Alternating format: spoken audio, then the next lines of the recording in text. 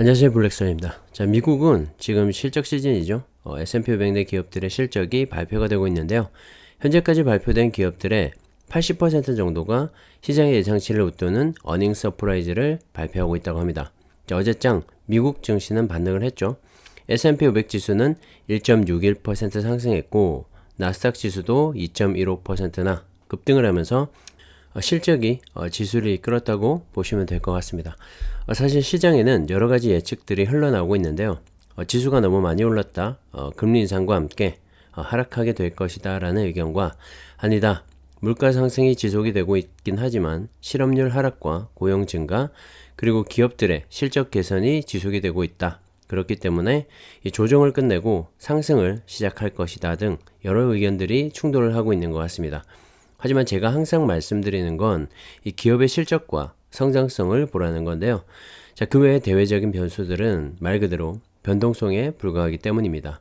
상승폭을 줄이거나 조정장을 만들어낼 수는 있겠죠. 하지만 그럼에도 불구하고 기업들의 실적이 꺾이지만 않는다면, 그리고 미래 먹거리를 향한 기업들의 변화와 발전이 멈추지만 않는다면 지수는 꾸준히 우상향을 할 거라고 생각을 합니다.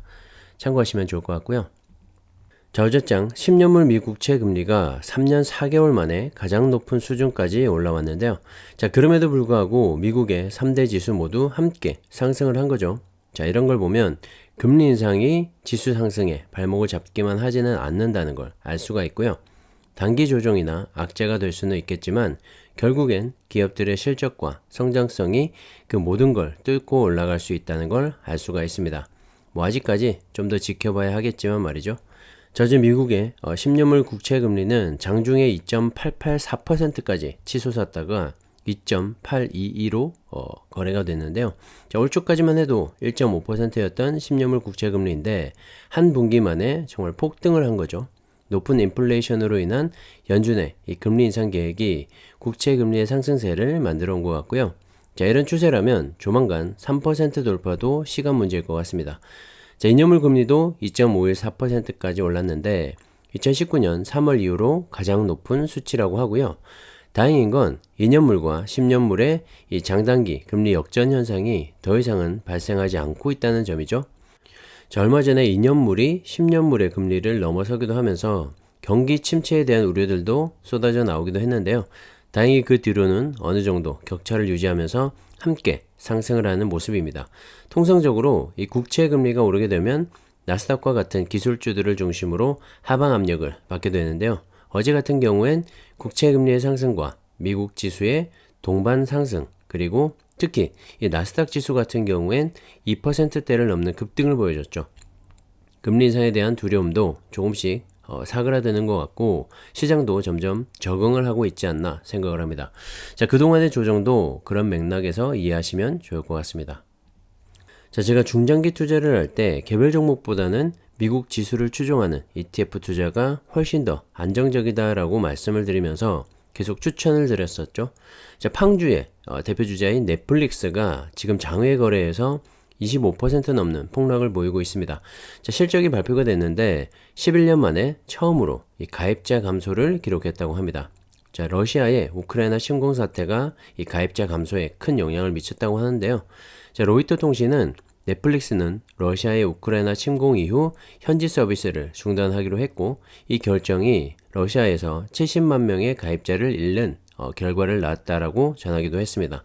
자, 2분기에도 이 가입자가 줄어서 감소폭이 200만 명에 달할 전망이라고 하니까요. 당분간 이 넷플릭스의 실적 부진은 지속이 되지 않을까 생각을 합니다. 자, 1분기 매출도 월가의 전망치를 약간 밑돌면서 주가는 더 많이 빠지고 있는 것 같고요. 자, 얼마 전 넷플릭스의 최고점은 주당 700.99달러였는데 현재 가격은 258.9달러로 거래가 되고 있다고 합니다. 자, 미국 기업들을 보면 정말 실적에 정직한 것 같다는 생각을 다시 한번 하게 되는데요. 자, 실적이 좋으면 무조건 올라가고 실적이 나쁘면 아무리 빅테크 기업이라고 해도 가차없이 큰 폭으로 하락을 한다는 거죠. 정말 압도적인 시장 1위를 고수하지 않는 이상 언제든지 도태될 수 있다고 생각을 하고요. 넷플릭스의 OTT 서비스는 이 전쟁의 여파로 인한 가입자 감소도 있겠지만 디즈니 플러스와 애플 TV 플러스와 같은 쟁쟁한 경쟁 플랫폼들이 생겨나면서 시장을 빼앗긴 결과라고 생각을 합니다. 자, 그렇기 때문에 개별 종목 투자가 정말 어려운 것 같고, 개별 종목에 투자를 한다면 정말 압도적인 시장 1위 종목을 잘 골라서 투자를 해야 하고, 또 지속적인 모니터링을 통해서 실적은 향상되고 있는지, 그리고 미래 먹거리는 계속해서 준비를 하고 있는지, 경쟁자들과의 차별점은 또 무엇인지 등을 파악하면서 투자를 하는 게 맞다고 생각을 합니다. 자, 얼마 전에 메타죠. 페이스북도 큰 폭으로 하락을 하면서 시장과 주주들에게 큰 충격을 줬었는데요. 그렇기 때문에 개별 종목보다는 S&P 500이나 나스닥 100 그리고 필라델피아 반도체 지수를 추종하는 ETF 투자가 중장기 투자처로는 적격이다라고 다시 한번 말씀을 드리고 싶습니다. 자, 오늘 밤에는 테슬라의 실적 발표가 있는데요. 자, 우리나라 시간으로는 내일 새벽에 테슬라의 실적을 알 수가 있을 것 같습니다. 자, 실적에 대한 기대감 때문인지 어제장 테슬라의 주가는 2.38% 상승한 1028.15달러로 마감을 했죠. 천슬라를 일단 회복하긴 했습니다. 지난 4월 초에 발표된 1분기 인도량에서 다른 완성차 업체들과는 다르게 여전히 견고한 상승 추세를 보여주면서 실적에 대한 기대감을 낳기도 했었는데요. 전년 동기 대비 68% 증가를 했죠. 자, 개인적으로도 컨센서스를 웃도는 어닝 서프라이즈가 나오지 않을까 생각을 합니다. 다만 이 지난 3월 28일부터 셧다운에 들어간 상하이 기가 팩토리가 실적에 어떠한 영향을 미칠지는 변수인 것 같고요. 자, 1분기보다는 2분기 실적에 더 큰 영향을 줄 것으로 보여서 일단 1분기 실적은 좋게 나오지 않을까 생각을 합니다. 그리고 실적 발표와 함께 상하이 기가 팩토리가 드디어 3주간의 폐쇄를 끝내고 재개장에 들어갔습니다. 테슬라 공장을 떠나지 않는 이 폐쇄 루프 방식으로 운영이 되는데요. 직원들은 사내에서 숙식을 해결하고 슬리핑백과 매트리스에서 잠을 자면서 24시간 2교대로 근무를 하게 될 것 같습니다. 자, 우선은 다행이라고 생각을 하고요. 월가에서는 올해 200만 대의 전기차 생산을 기대하고 있는 만큼 빠른 회복을 보여줬으면 합니다. 다만 1분기 이후 테슬라의 실적 전망, 즉 가이던스가 어떻게 제시되느냐에 따라 내일 테슬라를 비롯한 2차전지 관련주들의 움직임에는 변화가 생길 것 같습니다. 참고하시면 좋을 것 같고요. 자, 현재 2차전지 배터리는 중국과 한국이 양분하다시피 점유율을 차지하고 있는데요. 세계 1위의 배터리 기업인 CATL과 2위를 차지하고 있는 LG에너지 솔루션 모두 유럽과 북미에 이어서 인도네시아로 시장을 확대하고 있다고 합니다. 자, 인도네시아에서 배터리 소재부터 셀 제조, 배터리 회수 등 이 배터리 밸류체인 전반을 구축하겠다는 건데요. 자, 이유는 바로 니켈과 같은 원자재와 관련이 있습니다. 최근에 러시아의 우크라이나 침공으로 인해서 니켈과 리튬, 코발트 등 2차전지 생산에 쓰이는 필수 광물들의 가격이 정말 천정부지로 치솟았는데요. 자, 그만큼 늘어나고 있는 전기차 시장을 선점하기 위해서 이제는 원자재 확보가 그 어느 때보다도 중요한 이슈가 된 것 같습니다. 자, 그런 관점에서 본다면 세계 니켈 매장량 1위를 차지하고 있는 인도네시아에서의 확장은 선택이 아니라 어떻게 보면 필수라고 봐도 무방할 것 같고요. 상대적으로 저렴한 노동력과 물가도 인도네시아에서 2차전지 사업을 확장하기엔 최적지이지 않나 생각을 합니다. 현재 인도네시아의 니켈 매장량은 약 2,100만 톤 가량으로 알려져 있는데요. 현재 니켈 가격이 지난해 초 대비 90% 가까이 오른 점을 생각해보면 CATL과 LG엔솔이 왜 인도네시아 시장으로 진출하려는지 알 수가 있을 것 같고요. 자, 인도네시아 역시 니켈을 전기차용 배터리 등의 이 제품으로 전환을 해서 경제 성장의 동력으로 삼는 것을 목표로 하면서 서로 이해관계가 맞아떨어진 것 같습니다.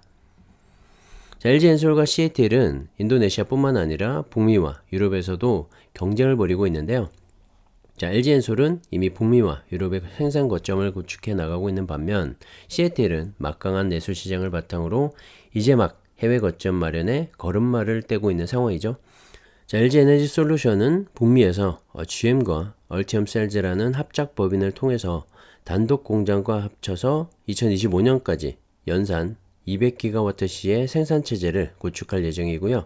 북미와 함께 한국에서 22GWh, 중국에서 110GWh, 유럽에서는 100GWh, 그리고 인도네시아에 10GWh까지 오각 생산 체제를 구축하면서 2025년 연간 400GWh 규모의 배터리를 생산할 계획이라고 합니다.